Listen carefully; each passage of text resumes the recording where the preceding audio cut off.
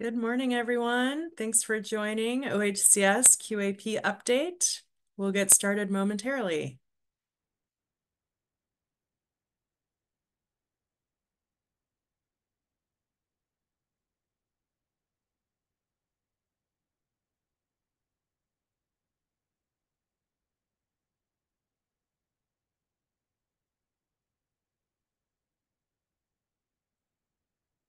Good morning, everyone. My name is Kim Travis. I am the Engagement Coordinator for the Affordable Rental Housing Division at OHCS. And we are excited to see all of you here today as we provide an overview of the QAP update.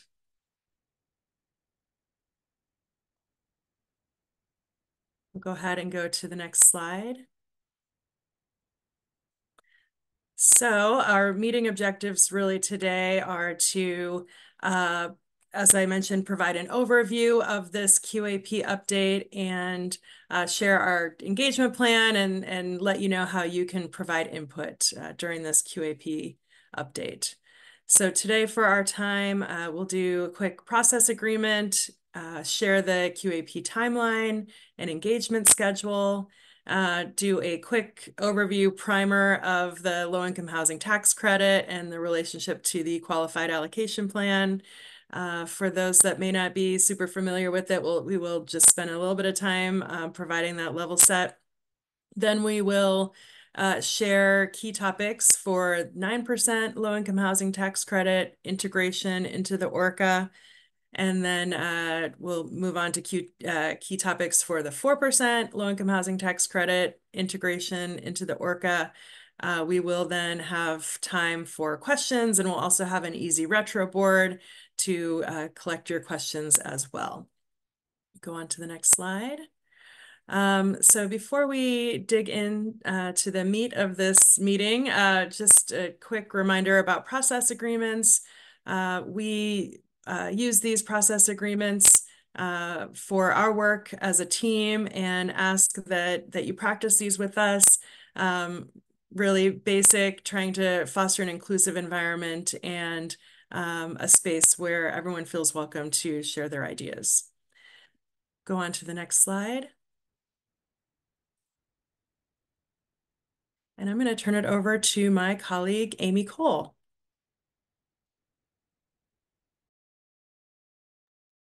Good morning, everyone. I'm Amy Cole, and I am the Assistant Director of Resources here at OHCS. I am just going to go over our anticipated timeline for the QAP update. So currently we're in September, October, and working on partner engagement and discussions.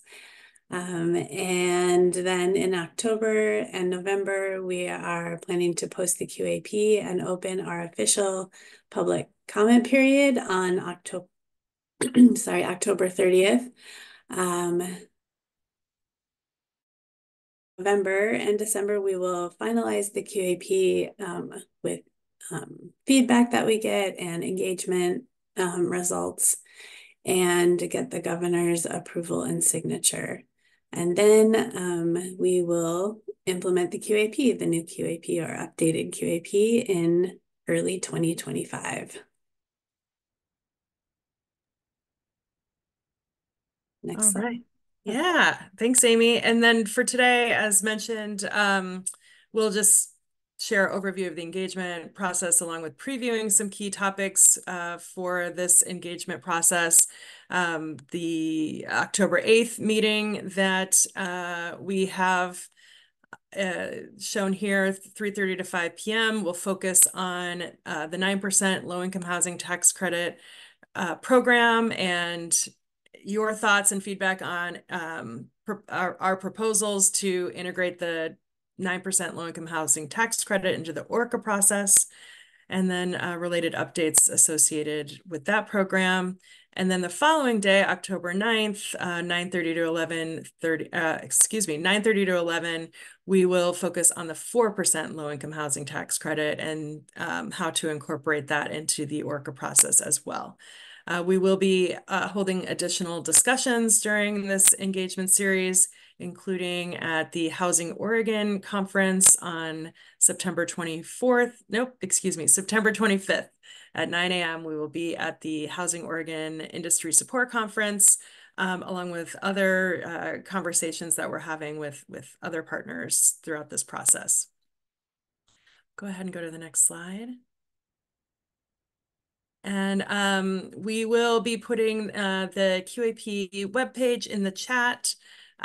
Please sign up for technical advisories if you haven't already. We will send alerts when meeting materials are posted, as well as surveys or other information relative to these meetings. Please come to the engagement sessions on October 8th and October 9th. We will have plenty of time for discussion later this morning in this meeting. We will also be using an easy retro board along with surveys. These meetings are being recorded and posted on the webpage, so please access those as needed.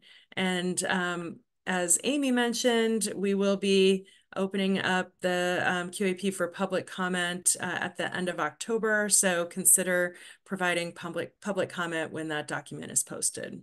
And we really value your feedback and appreciate that you're here with us today as well. Go on to the next slide. I think I'm going to turn it over to Natasha. Hi, everybody. Good morning. I'm Natasha Detweiler-Davy, her Director, Affordable Rental Housing here. Thanks for being with us on this Monday morning. Hope this is a good ease into the week for you, talking about tax credits. And so I think likely the majority of everybody here is well familiar with low-income housing tax credits. But just to make sure we're all operating from the same understanding. This is a federal program. It is a tax credit that provides the opportunity to be able to get equity investors to put indirect subsidy into the project through that credit. There are two different types of low-income housing tax credits, and for this QAP update, we are talking about both of these, the 9% LIHTC, which traditionally covers about 70% of total project costs through tax credit equity, and then the 4%, which is closer to 30% and is generated when you are financing your project with at least 50% of that being funded through private activity bond debt. And the Qualified Allocation Plan that we're talking about is what is required for the state's housing finance agencies by the IRS to be able to administer. So it's where we identify how we are using all of these resources. And so Section 42 of IRS code has details about what is required to be evaluated as part of each of those two programs, and that is what becomes the QAP. I think we can go to the next slide.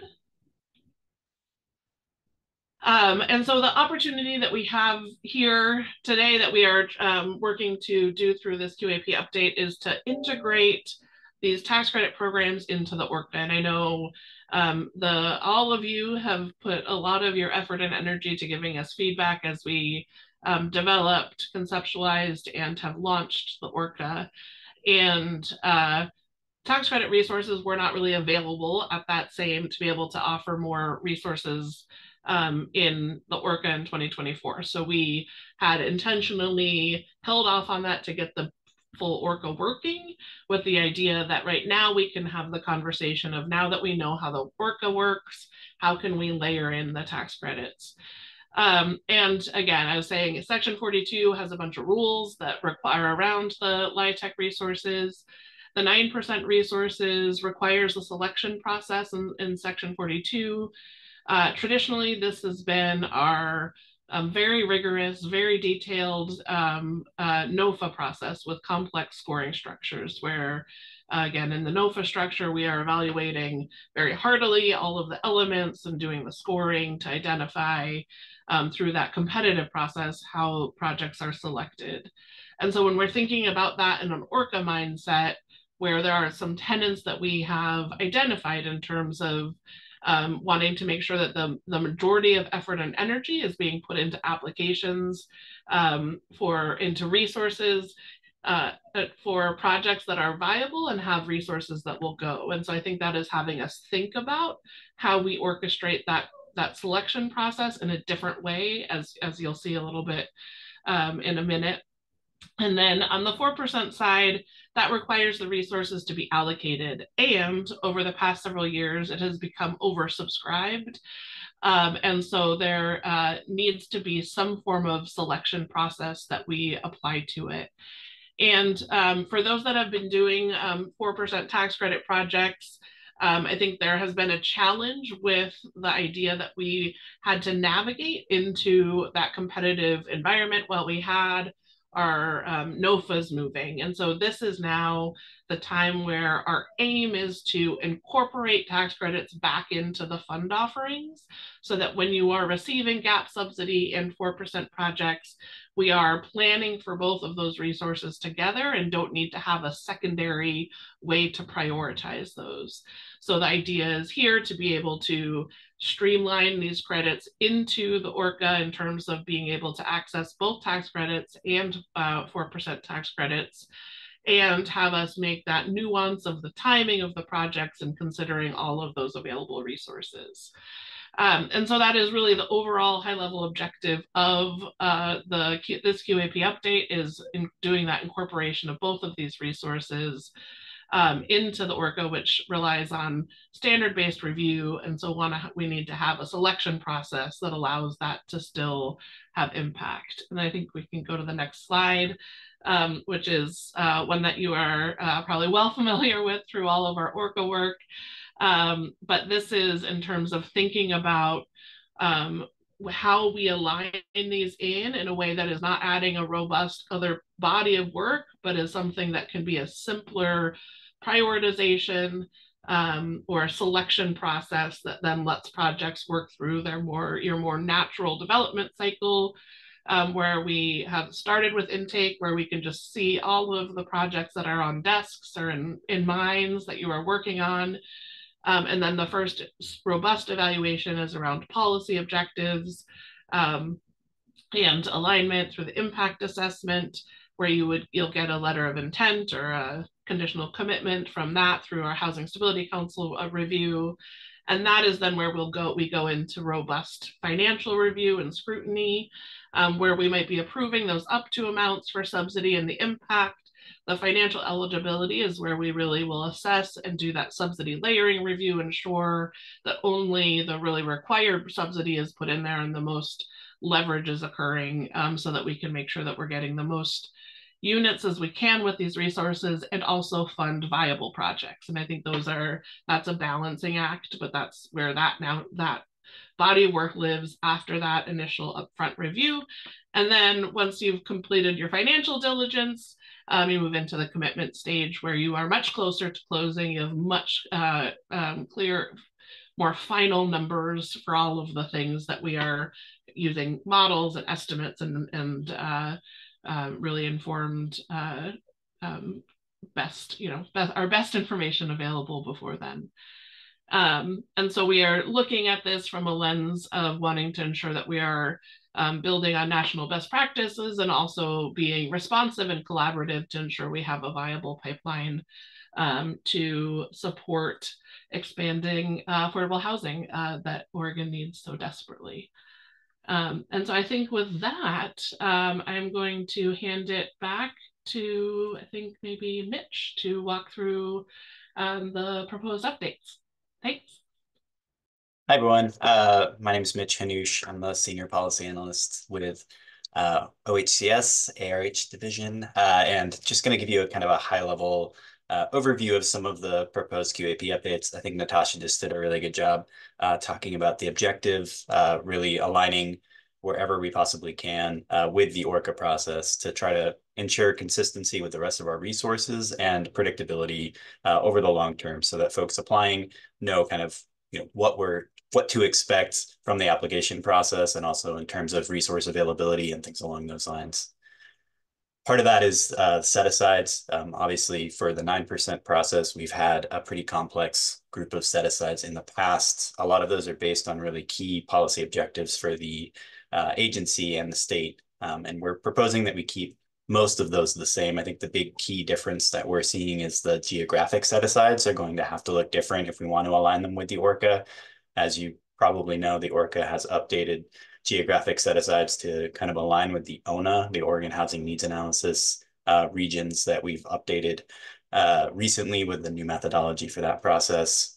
So that'll be Western Oregon, Metro, and Eastern Oregon. And that'll be for both the 4s and the 9s.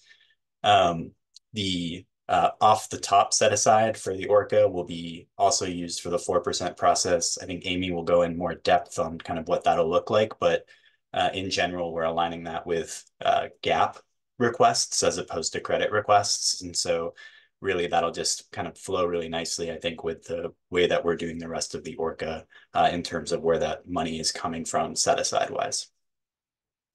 Underwriting standards, we have put those into our QAP in past cycles. We are trying to separate that from the QAP itself and incorporate it into our general policy guideline manual, the GPGM, which we have updated recently in alignment with the ORCA and are going to try to incorporate all of the credit asks and underwriting standards into the GPGM also.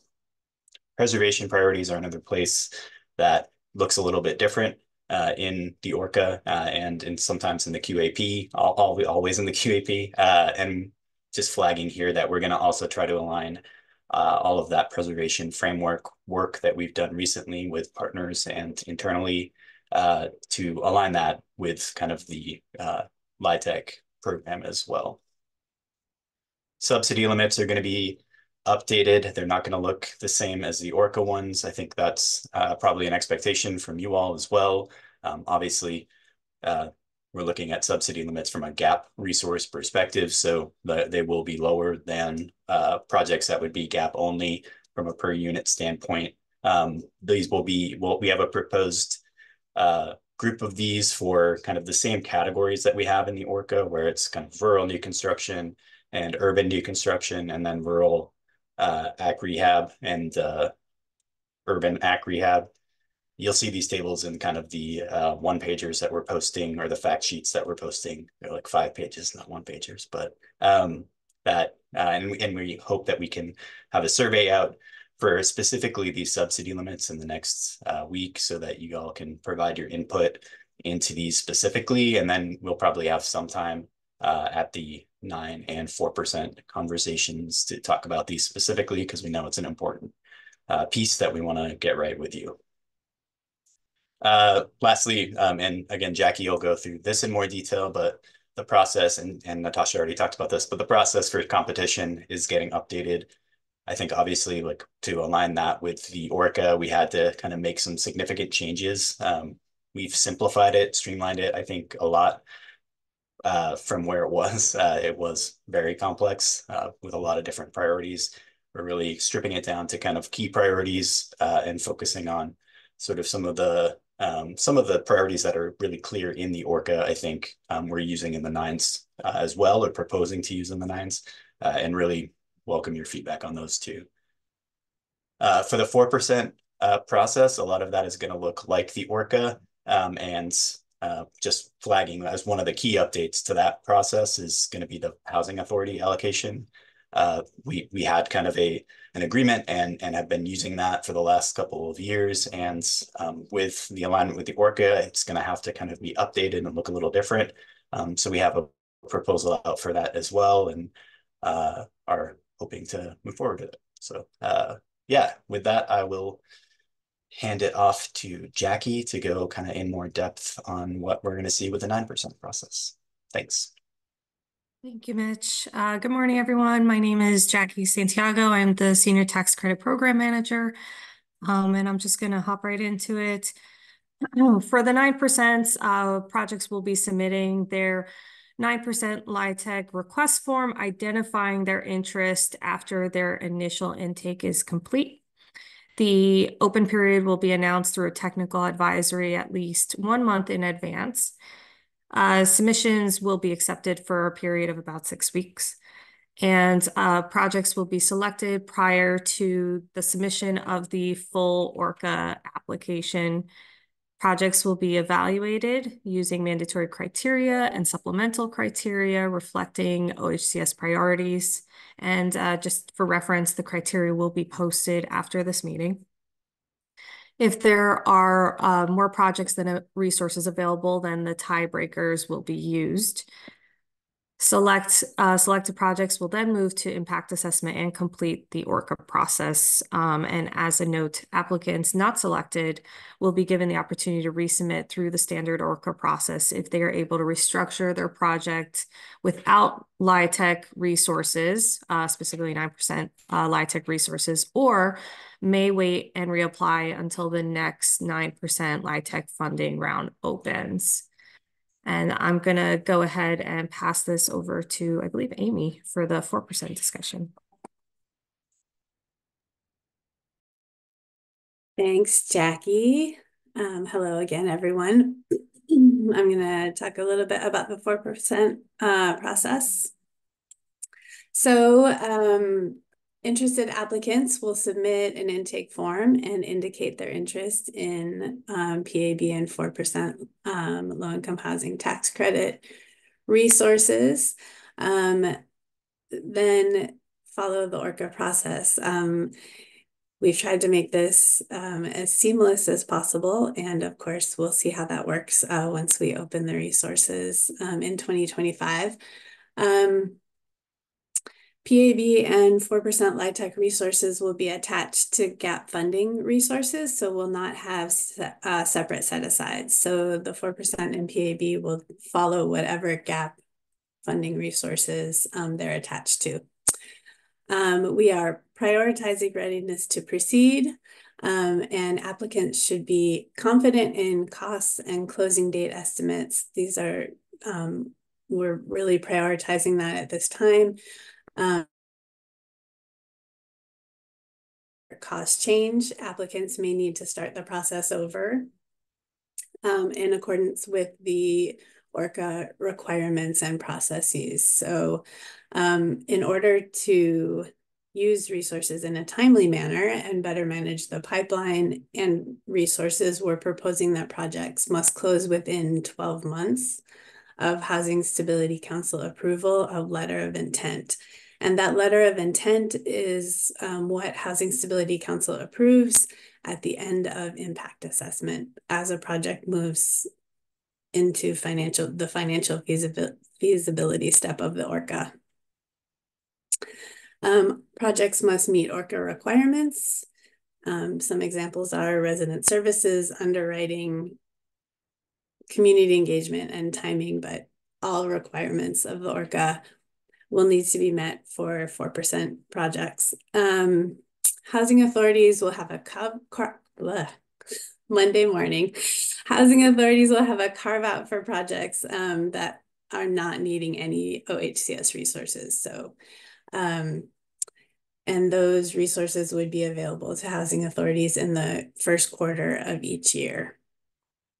Again, all of this information and in much more detail will be posted after the meeting. So we really look forward to hearing your comments about what we're proposing for 4s and 9s. And I think I hand it back to Kim. Is that right? Yeah. Thanks, Amy. Thanks all. So we wanted to provide an overview and kind of orient you to the proposed alignment and proposed changes for the QAP. As mentioned, more detailed information will be sent out via technical advisory in the coming days.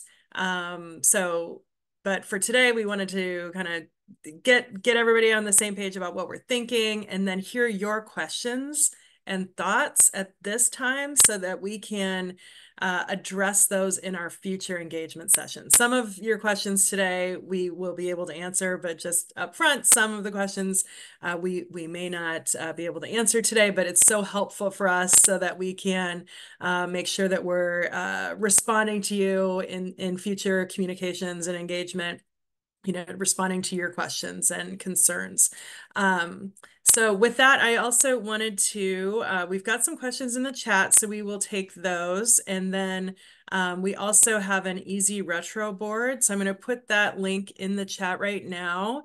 Again, we will be reviewing these questions over the coming days so that we can, augment and adjust some communication to make sure that we are getting the information to you that you need. I'm going to share my screen and show you the Easy Retro board.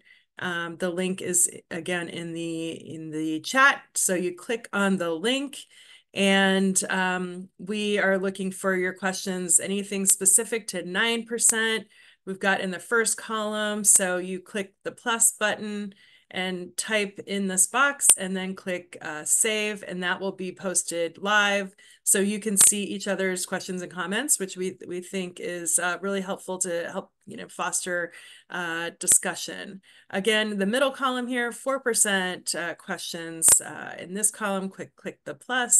And then a third column really is other questions that you might have, whether that's ORCA related or alignment with the ORCA, or there may be some things that you're enthusiastic about with these changes, and we'd love to hear that as well. So with that, I'm gonna check the chat and see where we are. And also, please feel free to raise your hand if you want to ask a question live. Let's see, where are we at on questions and responses? I did see a question from Shelly, and I'm not sure if we were able to address that in the chat. Yeah, I dropped in the chat, but I'll say it live too. So Shelly asked if someone's already submitted an intake form for their project and indicated a request or a need for nines, if they can just fill out that 9% request form. I think our apps team is going to work to do that, where if you already have your project in the pipeline, you can just move on to that specific to 9% request form from there. I think with fours as well, if you're in a LIHTC hold, you will be you already have your intake in for that process. So once 4% credits become available, you won't have to resubmit if you've already selected interest in tax credits. Thanks, Mitch. And Dustin has a question about the 2 project per sponsor per ORCA phase. Yeah, similarly, that's going to align with the ORCA. So if you are applying for nines, you cannot have 2 projects in impact assessment by the time that competitive process wraps up.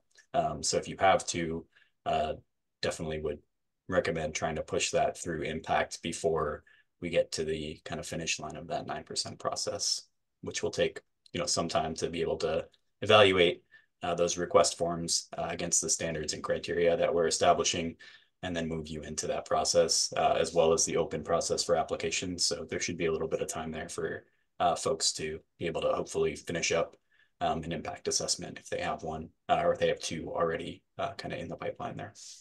Yeah, and it seems also like I think an important flag, Dustin, and so appreciate that, because I think as we come up with that guidance, like what those standards are, to have some explicit information for folks that might be in that situation in terms of what is the timing that would allow that to happen, so that you're aware ahead of time if that's not going to be viable for your projects to move as fast as that might require. I think that's good to do. All right, thanks for that. Question about LIHTC projects in a QCT or DDA. QCT is Qualified Census Tract, and DDA is difficult to develop area. Did I pass that? Yeah. All right. Yeah. They won't need to be. We will have to, as 9% program requires, there has to be some type of priority for QCTs, and there is a basis boost for projects that are in these areas, but there's not a requirement that all projects be in those areas, I don't believe. Thank you, Mitch. Question from Lynn. Are you envisioning the 9% offers to be open for applications in the first quarter of each year, or is that just for housing authorities? I think, yeah, I think housing authorities are going to have the same timeline as other folks, but with a carve out of resources. So they will be almost a type set aside like type of thing where we're carving out some off the top for housing authorities to apply for. And if we fully subscribe it, great. If we don't, after the set period of time, those resources will roll into the general pool for other projects to be able to access. But I think the applications will be open for everyone else probably at the same time. And I'm And wondering, sorry, that's the 4% credit. yeah, not that's the 4%. Yeah. Yeah, and I think maybe I can, yeah, I think the 9% again, in our intention, Mitch and Amy, you speak up if I'm saying something that doesn't feel right. But the intention is, so the 9% would retain the same types of set aside. So it's right now 25% preservation, 10% tribe, access to tribal projects and tribal trust land. Those are intended to stay the same. And then it's the general resources that would be moved over. In terms of the 4% and private activity bonds, I think the nuance that we are navigating with that relationship with the housing authorities is around the housing authorities. Kind of the history of 4% private activity bonds has included having housing authorities have direct access to private activity bonds and to be able to issue the bonds on projects where they are not using state resources to fund their projects. And so as we navigated, when the resources became oversubscribed, in order to manage them effectively, the housing authorities in the state agreed to kind of a strategy of prioritizing resources. So that's where in the 4% selection process, it's, first housing authority projects, then it was significant local funding, so a lot of metro brown projects, and then the state. And so I think that's where we navigated at that time when it became competitive in oversubscribed and therefore competitive to access that calendar closing timeline. And so what we are intending to do as we move forward, again, is incorporate ORCA, so where you are accessing the 4% and gap subsidy, put that into the natural flow of the ORCA process, but also want to retain ability for housing authorities to directly access PAB for projects where they are not needing other state resources for them. And so that's this process that will allow housing authorities to access as we're looking kind of forward, make sure that the housing authorities retain that commitment. And so those are conversations we're continuing to have with the housing authorities more broadly. But that it is then otherwise where the gap resources would still be flowing through the ORCA, the 4% would flow in partnership with those. But no fundamental shift there for the 9%, I think, aside from really lightening up the places of the selection process. So wanting to have that selection process kind of ahead of the standards reviews. So we know that when you're putting those applications, the standards, working to meet the standards from the ORCA review processes, you have some understanding that the resource is available there for you, and it's a matter of moving them forward into the process, through the process to retain the resources. Hopefully that helps more than confuses.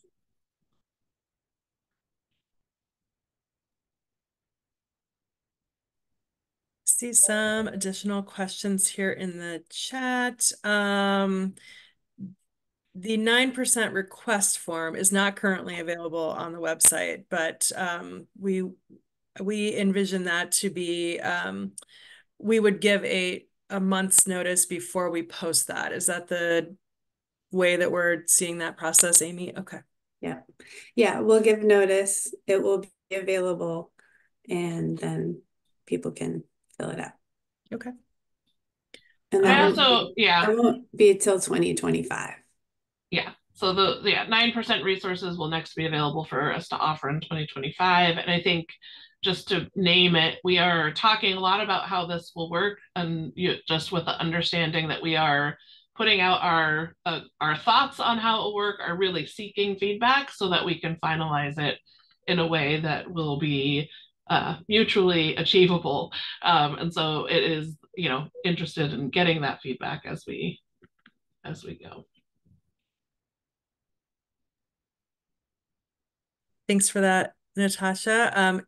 We've got a question from Kathleen. If a project moves from intake to impact, how is OHCS prioritizing readiness during impact? It seems now that we just have to get in line for staff review, even if we could close quickly.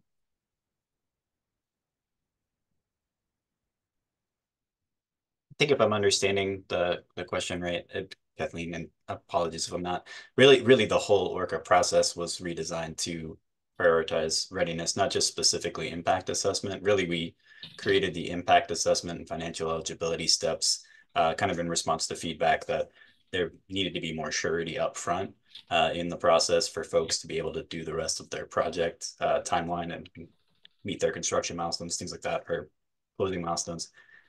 The readiness part comes into play really at the commitment step, which is where we're actually reserving the resources finally to a project, which is significantly later than we used to. So a project has to be much more ready to proceed before OHCS will commit those resources to the project than historically they've had to.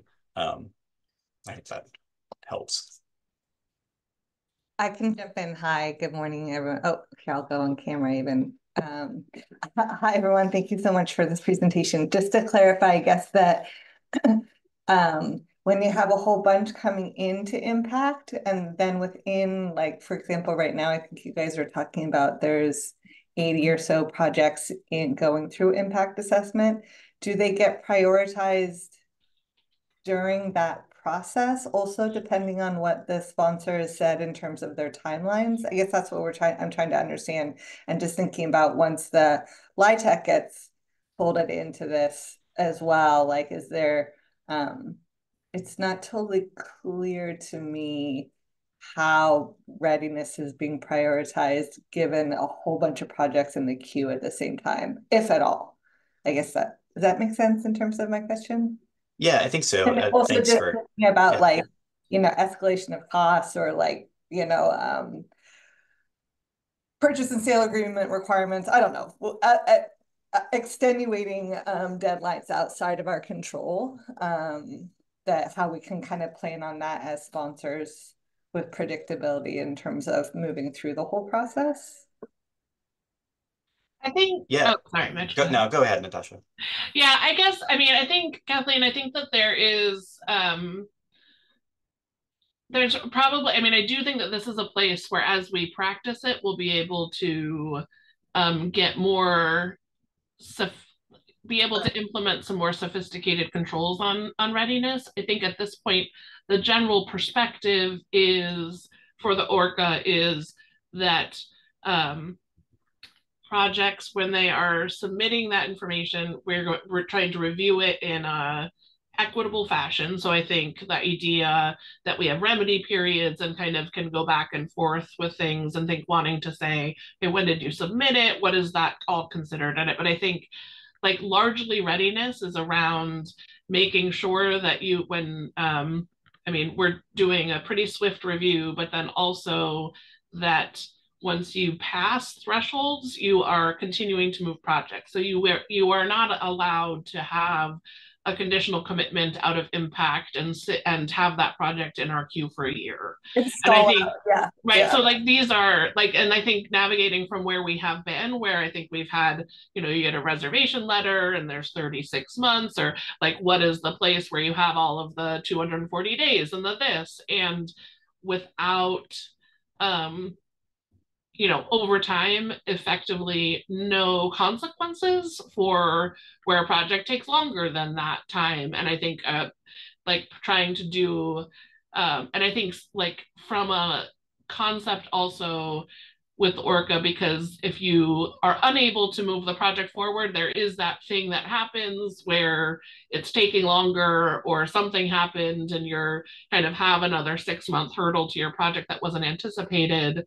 The need is to then exit the queue and get back into the queue. And I think so it's that process largely that we're looking at around readiness, but also there is nothing that would prevent you as applicants to quickly completing the next step. And so it's not, I think our readiness and our level of controls on that is higher level than how fast we need, like prioritizing if we have 10 projects submit an impact assessment on a day, prioritizing which of those is able to close in 2 months. So I think we don't have that, but I think we have come very far from a NOFA process in terms of all of that. And so I do think, though, that the application team is nuanced to understanding projects and kind of having that understanding where if that could be reviewed really quickly to get the conditional commitment, then you could, be quickly committed, completing the financial review process. But I think we also want to have equitable access to resources. And so I think where we know that we will have a lot of applicants in the queue, that kind of is generating a different behavior. And I'm getting a little bit too theoretical for the QAP conversation, but I think it's overall like that idea that there is a lot of emphasis on readiness. And I think it is not at that depth that you're looking at, but I do think it is very much trying to allow and foster the ability to move projects forward, but within reason to what we have ability to do as from both a capacity but also an equity perspective in terms of moving and prioritizing resources.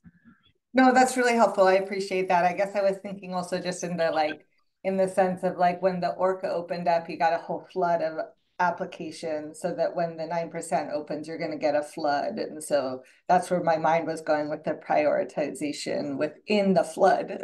Yeah. But totally. And the 9%, I think that is like there'll be a selection process. So those will all be captured selection.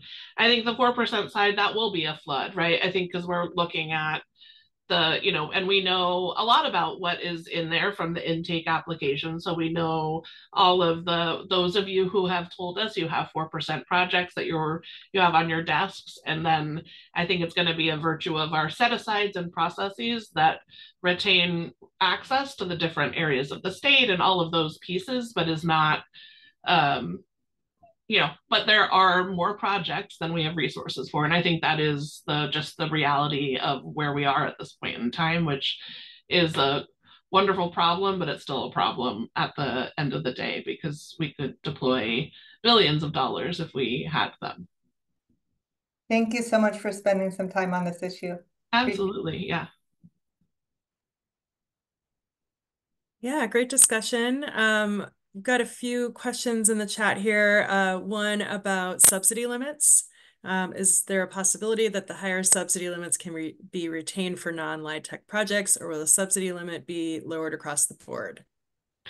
So yeah, Mitch, do you want me to, because I do think that this is our public commitment is to the legislature is that we will have lower subsidy limits when we are pairing our gap resources with tax credits. So we will be putting out in the information that will be published an initial version of those, having looked at what the previous tax credit for tax credit gap subsidy are, and in earnest fashion are looking for your feedback on those. Again, I think the place where these are high is anyway, the more we have to put into each unit of housing, the less units we get. And that is the reality. Also, we do want to have viable projects that can get across the finish line. So I think we'll be sharing that and look forward to your feedback. I think potentially asking for some direct feedback from you on those. Mitch, any other thoughts on that?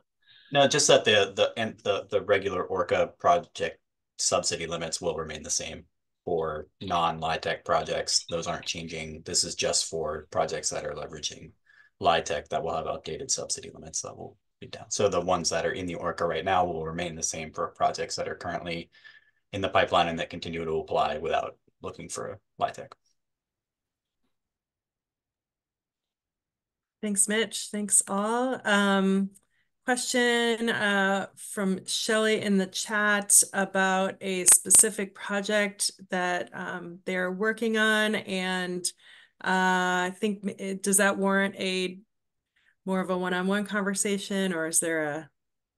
Yeah, I think we can talk about it. We also yeah, it's similar to the ORCA when we've had these discussions around RD and kind of the unique timeline issues with that. I think we want to be flexible to be able to work with RD when possible. So I think definitely we'll talk offline about what that looks like, but I think we want to make sure that these resources can work with other federal resources that are available too. Mitch, this is Shelley. Just to chime in, this is just general question, so we know as we're looking forward that, you know, if we have to submit a waiver, that's very clear, or that you're just going to make an assumption that you know that's the process. So that's all. Yeah, I think with RD especially, I think given the need for the conditional commitment before you can kind of go start that process, I think we have a decent idea of the timeline for that, and I think are committing to working with projects that are accessing RD and other federal resources that have different timelines, to have kind of an extended, slightly extended period between impact assessment and financial eligibility that we're expecting projects to get to that next step of having all of their commitments in hand. And I think that'll remain the same for these types of projects too. Thank you. And then Shelley did ask another question about the year of the credits. Yeah, and I on that, I think Jackie had to step away. We do normally forward allocate, and I don't know the specific project that's going on. Sometimes we have to pull pieces together and from places, so I think we'll make sure to have a follow-up on that. I do also, like, as thinking about the subsidy limits and the credits, I think want to name something that we have anyway. I think as we put these tax credits into the ORCA, we are intending to make the update to allow the 9% projects to also leverage per unit lift subsidy. And so I think the intention there is not require, but it is allow, with the idea and understanding that the 4% resources are oversubscribed, and perhaps there is some creative math that and kind of financial strategies to do that. If you are pairing some more robust subsidy with the 9% credits, you could be doing those larger projects with that resource as well. Again, I think there's an evaluation component of that 9% process that will identify those that are able to move forward with that resource. But I think is a change, whereas previously we only had allowed a modest amount of gap resources. We will be able to make the updates so that we would be able to do make that the lift resources work at a 9% deployment if desired. And I think, yes, I think 9%, like there's no, for PSH resources in terms of those development funding, it's yes. So 9%, allowing the 9% to leverage the gap subsidy is right.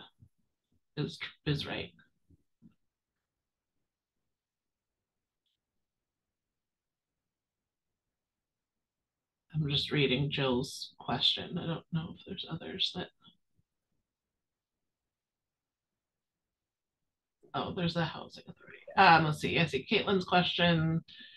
So housing authority, I'm actively talking to the housing authorities. I think we are engaging with them tomorrow actually on this, and there will be a housing authority owned definition, and I think hoping to navigate that with the housing authorities, but I think it's largely one that they are actively involved in and are operating in some meaningful way. And Jill, I see you. So yeah. Hi, Natasha, Amy, Mitch, Kim, great to see you all. Thank you so much for having us. I wasn't sure if my question was clear. because it sounded like with a single application process through the ORCA, it will be distributing all the OHCS funds, be it with LIFT, with GHAP and others, but also with the private activity bonds for 4%. So there may be projects coming in for only say 4%, maybe 4 plus say LIFT, or maybe only LIFT. So how will you all determine if they get one or a combination or the other, or is it based on what we're requesting from you all? Or are you looking at, say, a gap of X dollars, and how can we combine to make this deal go forward? I think largely I'm sorry, someday I'll learn to be quiet. But yes, I think largely it is based on what you are indicating you need. I think we can be consulting with you as you're doing your intake application and kind of wanting to look at what are the available resources. But I think how you're choosing to structure it is how we will evaluate it. And I think where there may be times when it looks like I don't know, the gap has gone down or there's no PSH development resources and what should we do to structure it? I think wanting to have that back and forth conversation, but I think at the end of the day, how you're doing that, I think we know that structuring it as a bond transaction has impacts to pro forma that can't just replace apples with we can't put apples onto an orange tree. And so I think that is the rationale for that. And I think, again, is more in a consultative, collaborative, let's have that conversation way, but wanting largely to have the applicants make the final choice about what feels viable and understandable on those different transactions. Absolutely. Thanks.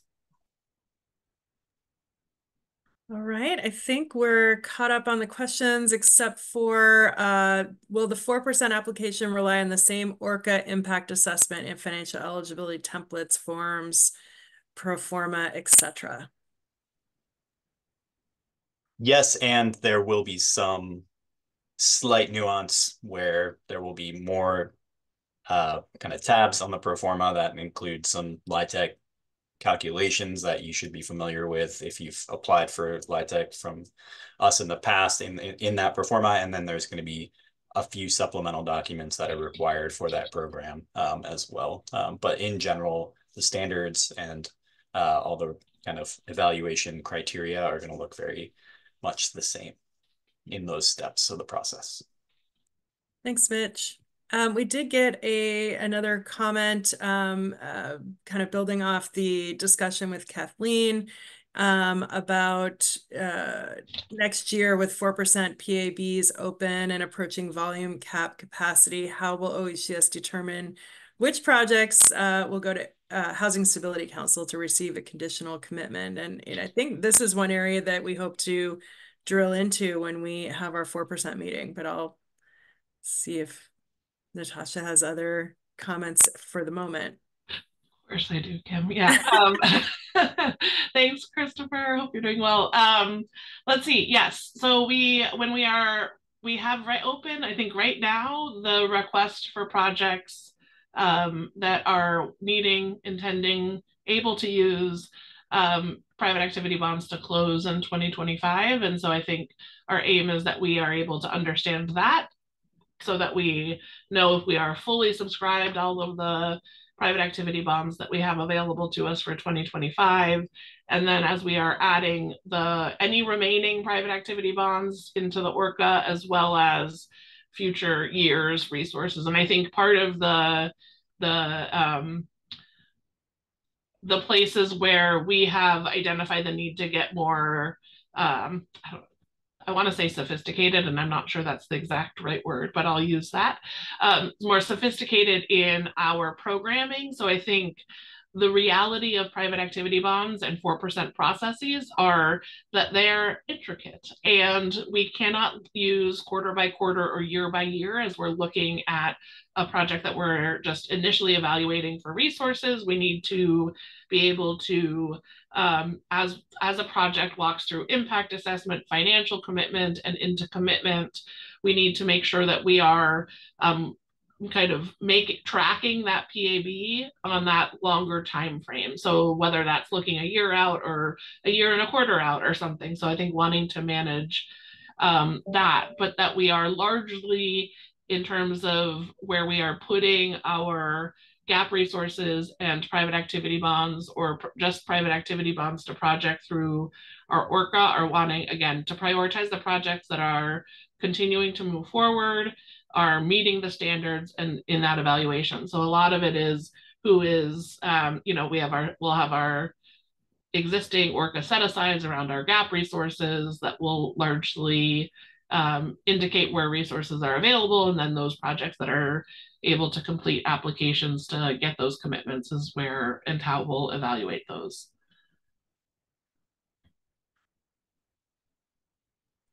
All right, I think we have answered questions in the chat, and we will wrap up here. Thank you so much for the great questions and discussion today. I did include in the chat a link to that Easy Retro board. If you have additional questions or thoughts after we close today, feel free to use that to add in there. And then we will, as I mentioned, be using your questions and this discussion today to help with additional communication. And when we meet again on October 8th and 9th, we will be prepared to continue to answer your questions as they come in. There is also a QAP email address here that you can also send questions to. So we do want to hear from you. As you have questions or concerns or thoughts, use the Easy Retro or the QAP email address, which is hcs.qap@hcs.oregon.gov. And also mentioned earlier, but we'll reiterate that we will be sending out a technical advisory after this meeting in the coming days, hopefully tomorrow. But we will be updating our webpage to include this recording, as well as documents related to the 9% LIHTC and 4% LIHTC alignment with the ORCA. So those will go on the website, and we will send out a technical advisory to alert you to those documents. I think that's it, unless I'm missing something. Any closing remarks, Natasha, before we adjourn? Yeah, just, again, appreciation. Thank you. Thank you to the faces on the screen here, Kim, Mitch, Amy, Jackie, and all of the team that has been working so hard to put the information together that you'll be seeing coming out. Appreciation to all of you for both giving us the benefit of your input and feedback, and also for all the work you do on a daily basis to build and operate housing across the state. And so thank you. Excited to be able to, again, have tax credits flowing out and be able to incorporate them into the ORCA. There's some unique challenges to solve, and I know that we can, that it's possible, and we will get that. And I just appreciate the engagement, and we'll look forward to future discussions. Thank you so much. Thanks all.